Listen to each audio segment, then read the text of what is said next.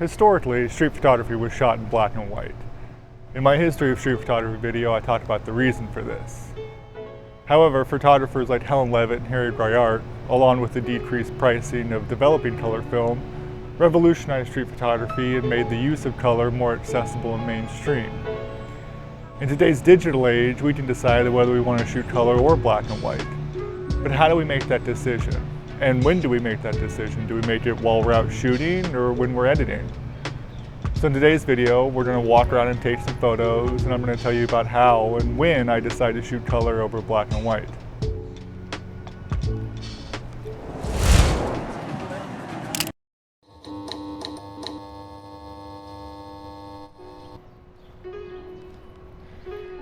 Now, in my opinion, the techniques used when you're shooting black and white and color are pretty different. For me, when I'm shooting black and white, I'm going for a more high contrast image. So I'm searching for pockets of light that will create that contrast. Subjects are usually silhouetted or backlit, so you're just kind of getting that rim effect along their shoulders and head. However, when I'm shooting color, I'm going for a more vibrant and modern feel. Now, I do think that black and white creates a more timeless feel, but I do think that the use of color can tell a more accurate representation of today's life. So obviously today we kind of have some serious cloud coverage, so I don't know how much contrast we'll be getting with natural light sources, but we're out shooting anyway. Let's give it a shot.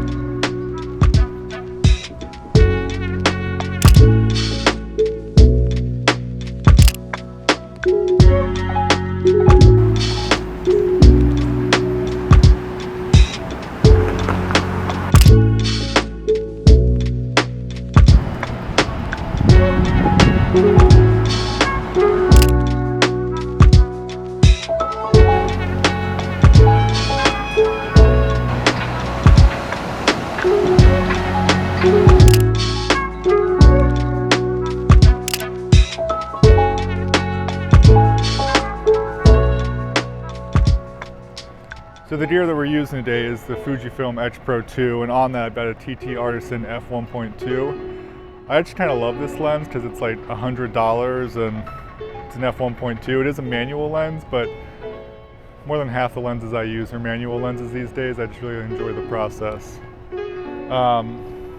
If you're interested, I'm either shooting at 1.2 or 5.6. ISO set to 200, shutter speed's on automatic, so that's going to be variable. Back button focusing, back button exposure. I'm sorry, not back button focusing because it's manual focus, but back button exposure locking.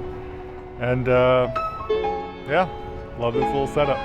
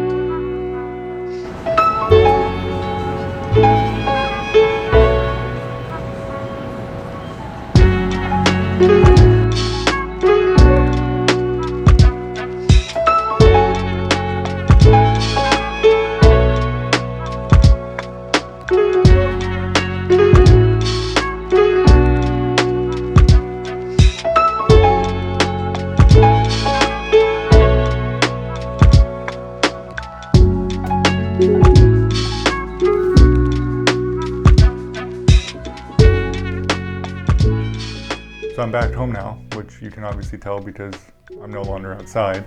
I've edited the photos on the trusty iPad, and we're just going to go through them. I'm going to talk about what photos I specifically shot for black and white, and then we'll look at photos side by side and see which one works better in black and white and which one looks better in color. So, all right, let's switch on over to the iPad. So for this first photo, I was actually using a black and white film simulation in camera when I shot this photo. So between these two images, I obviously prefer the black and white more.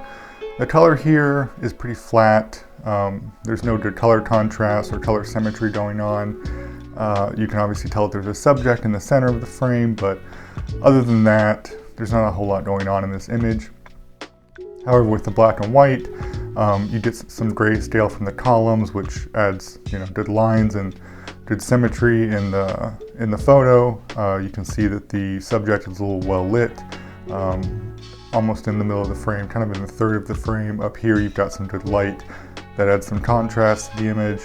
So overall, between these two images, I definitely prefer the black and white one. Next, we have this image, which between the two of them, neither of them really work. It's not a great image at all. Between the two, I definitely think that the color is a little more distracting. There's no real central subject that draws your eye towards anything. There's just a lot going on in this image. However, with the black and white image, the subject here, you can't really tell that it's a human. I kind of wish they would have looked up and turned their head so you could see that it was a human and not just a blob in the middle of the frame. I do think that the sign being brighter really draws your eye towards the center of the frame, but then from there, I would hope that it would draw your eye down to the subject, which it doesn't. Obviously, you have this subject here, but that wasn't really what I was going for. So, yeah, between these two, I don't think either of them work, but I was hoping that the black and white one would work more. Somebody could edit this photo a little better. I don't like to over-edit my photos. I don't like to use brush tools. I don't like to remove stuff from photos, mainly for two reasons. One, I'm not very good at it, which kind of leads to the second reason of I don't know how to. So yeah, this is, I might brighten the image a little more, but I don't know, just overall not a great photo, which is fine. Not all the photos are going to be great. This next photo I think is really good, and I think that this is an example of where color really does tell a lot of the story. With the black and white photo, you can tell that there's a man at a bus stop, but other than that, it's kind of a flat image. There's a lot of grayscale going on here, just not a lot of dynamics here. But with the color photo, you get the colors of the leaves being more orange, kind of getting those fall colors late in the winter here. You also can tell by the man's clothing that it's obviously cold outside. And so I think that the color really adds a lot to the story that's being told here. With the black and white photo, if we had more direct sunlight, I think that everything within the bus stop would have been in shadow, and then if the subject would have peeked his head out into the light to kind of brighten himself up, that would have added a really interesting, contrasty element to the image, but that didn't happen because we just had really soft light today, so we didn't get the image that we wanted to. So overall, I think that the color image is better. Now, again, I was shooting with a black and white film simulation, but this is an image where I knew it was going to be better in color. Next, we have this image, which I do think that it works in either black and white or color. The black and white is definitely very contrasty. You have really bright areas and you have really dark areas with the background. However, with the color photo, you get the warm tones and the lights of the reds and the yellows. The background also has some extra detail. You can tell that there's a lift back there, which you can't really tell in the black and white photo. I kind of prefer the color photo a little more in this sense, just because I think that it's a more warmer, inviting image. But the black and white, definitely being more stark, is still a good image, in my opinion. Next, we have this image, which is another example of just a really bad photo. It's just a really busy image, either in black and white or color. I was hoping that the lighting here would kind of help, because I kind of like how the light rolled off of the trash can here, and I like the roll off of the wash signal here. But otherwise, the subject isn't well lit in the middle of the frame. You have a lot of distraction back here with a lot of different light elements going on. And so overall, it's just, especially in black and white, there's not enough detail, but there's also a lot of distracting details in the background. So overall, not a great photo, and it gets even worse in the color because obviously the background is more is brighter, and you can tell that there's different elements and different colors going on in the background, which definitely distracts your eye from the subject. And then even the subject himself here in the middle of the frame isn't a very interesting subject. Obviously I could have framed this a little better so that we were between these two light posts, which would have added nice symmetry to the photo. But again, even with good symmetry, if it's just a busy photo and there's nothing to draw your eye, it doesn't matter. There's also not any real color symmetry here or anything like that, so overall just not a good photo. This photo, I waited about 10 minutes for somebody to walk into the frame, which looking back now I don't think was 10 minutes well spent. But I do still kind of like this image. Between the two, I think that I like the black and white image a little more because you can really tell that there's a subject in the frame on the right-hand side, and you're not distracted by the bright colors on the left-hand side as much as you are in the color photo. Here I think that the subjects kind of blend into this beige green tint that's happening over here, and then again your eyes are drawn to this bright white and then the bright blue, kind of distracting you from the overall image. Whereas the black and white, obviously if it would have been a slightly brighter day, these subjects would have been a little well lit. And again, if you wanted to, you could go in and brighten them up with a radial brush or something, but it's not really something that I like to do. However, I do like the symmetry of the window splitting the frame right in half, and then again you have this sign on the left-hand side with the subject on the right-hand side. So still kind of an image that I enjoy, but not a great image. This image though I really do like. I do kind of like it in black and white, and I like it in color. With the color one, I like that we have motion in this image. I like the symmetry of the way that the woman is dressed with black on top, blue on bottom, which kind of mimics the bust being black on top, blue on bottom. I like the reflections that we're getting in the bus windows here, and then I like our foreground element of this man sitting, waiting for the bus, you know, in frame, sharp, all that kind of stuff.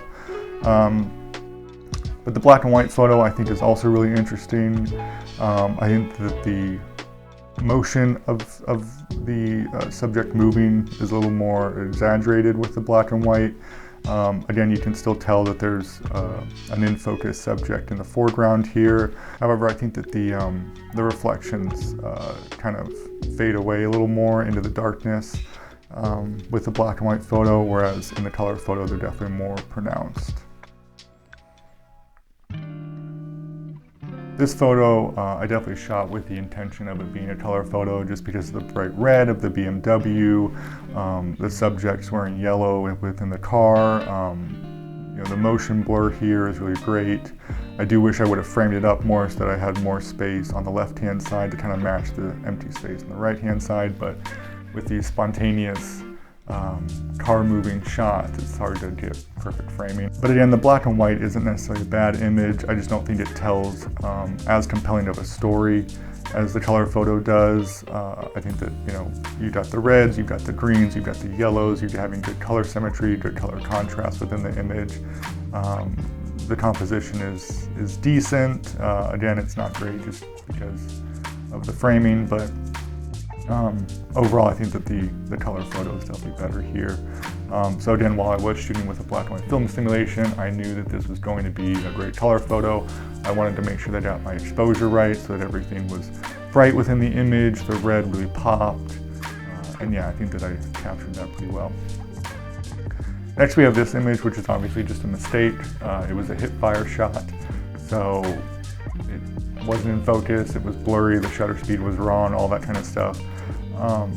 But I wanted to make an example of this photo because I do think that with photos that are blurry like this and are hip fire shots and aren't framed properly, I think that the black and white is a little more forgiving in this instance, just because it adds that classic element, that classic feel to the image, and so you don't really expect black and white photos to be perfect all the time.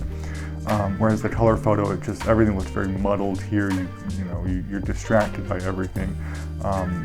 And in the black and white, you can tell that there's a subject here. He's smoking a cigarette, he's walking, he has coffee in his hand. You can tell all those things without being distracted by the blur of the colors. So again, not a good photo, wouldn't share this photo, but I just wanted to give an example of how forgiving black and white photography can be. And so, you know, if you've got a hip fire shot and you want to share it and it's not a great photo, try black and white. Last, we have this photo. Obviously, this is just going to be a great color photo. The light here was very soft. There's really no shadows going on here. The red of the scooter really pops, and it pops along with the red in the no parking sign. Everything here really comes together nicely. Obviously, I wish that the scooter was parked directly underneath the window, but I'm not going to move somebody's scooter to get better framing in my images.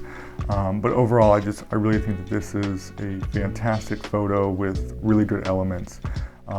The black and white photo is pretty flat. There's a lot of grayscale going on. Obviously, the light is reflecting off of the metal of the scooter better, so you're getting those bright areas on the scooter. But everything else within the image is just kind of flat and grayscale, and it doesn't really tell a compelling story. So those are kind of the thoughts that go through my mind when I'm out shooting photos, and also when I'm editing them. When I'm out shooting, I'm obviously looking for good color if I want to shoot a color photo, or I'm looking for great light and good contrast if I want to shoot a black and white. And then when I'm editing as well, I'm looking at what I captured and seeing if those elements that I look for it to be a black and white or color photo are there. And sometimes, you know, they're not there, but it still looks better that way. So sometimes there isn't great color within the photo, but it still looks better as a color photo. You know, those things happen sometimes, and so you really just have to try it. But specifically when I'm out shooting, I'm looking for specific elements. So that's all I've got for this week's video. I hope that it was informative, if not entertaining. And as always, thanks for watching, happy shooting, and I'll see you next time.